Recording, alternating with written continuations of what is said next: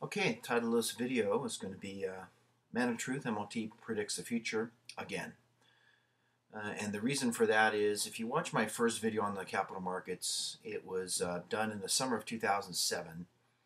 And I made the frank admission or declaration that I was going to integrate a belief in God, a knowledge of God, and His history, with my take on the financial markets and the capital markets. So here we go.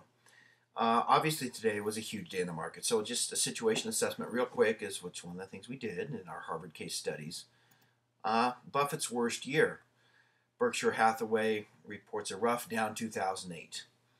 Warren even admits making some dumb investments, and you might have seen the quote on various sources, TV and internet, that he thinks the economy is in a shambles now in 2009. And I guess yet he remains optimistic about after that, which I don't think is realistic. To remain optimistic and think that the market's going to recover, I don't think is realistic.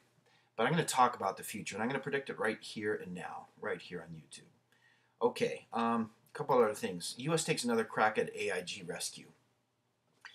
These bailouts, of course, are not working. And it's not just the Obama's administration fault. Really, we're in quicksand now, and nothing's really going to work.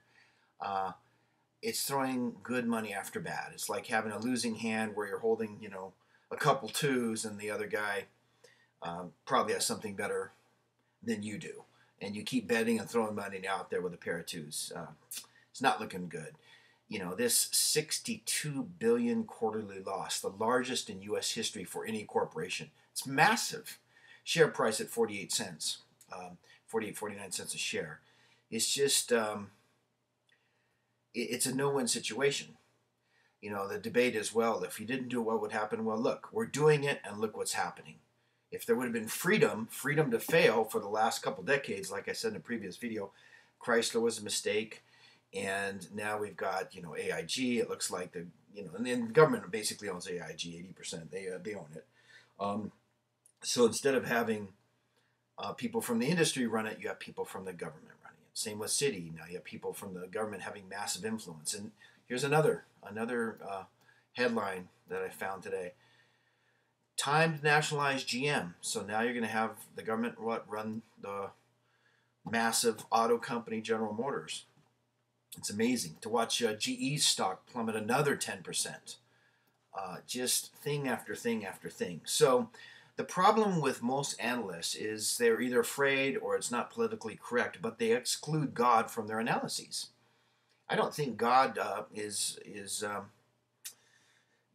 totally partial to one particular denomination, but unquestionably God exists. I know atheism is gaining a big foothold, and people think that a lot of actions that are happening around the world, which I think are brutal and totally un-Christ-like, have something to do with God wanting them to happen.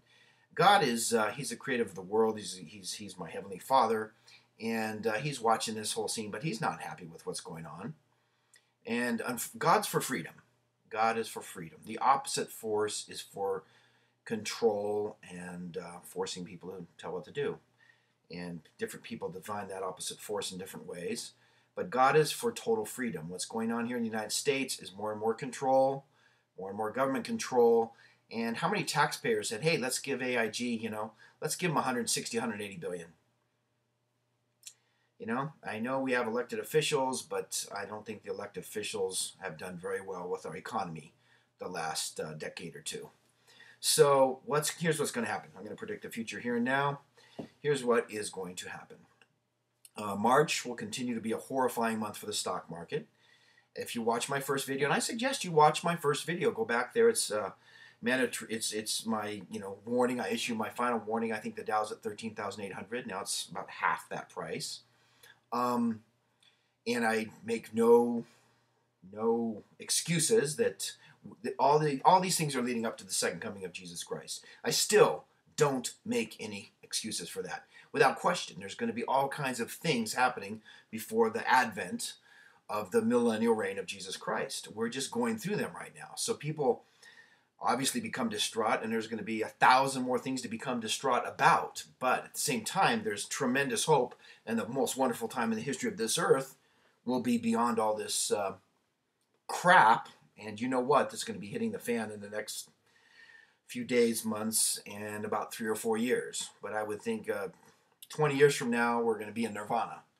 Maybe even sooner than that. But there's going to be a massive cleansing prior to that. So back to the financial markets, which I have no fear of integrating with the second coming of Jesus Christ. Here's my prediction. We'll continue to collapse. People's pensions are going to end up being underwater. A lot of things that are going to make a lot more people scared. And then the G20, which I think the meeting's towards the end of April, I think we'll see a lot more carnage in all kinds of markets before then. I think gold might even go down.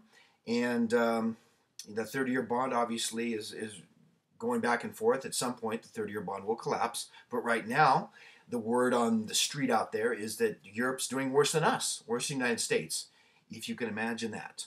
So I think we'll see a lot of carnage before the G20, and then it'll be up to the G20, and we'll have a worldwide solution to this worldwide depression. And you MOT viewers know that, I called the depression with the first video. Now we're in it, and I guess some people are finally having the cojones to admit that. But this whole depression will lead to a one world system. And watch very closely.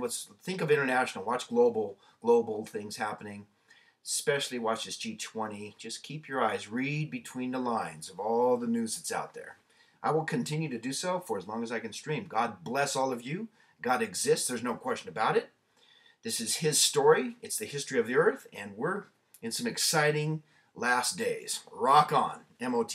Ciao.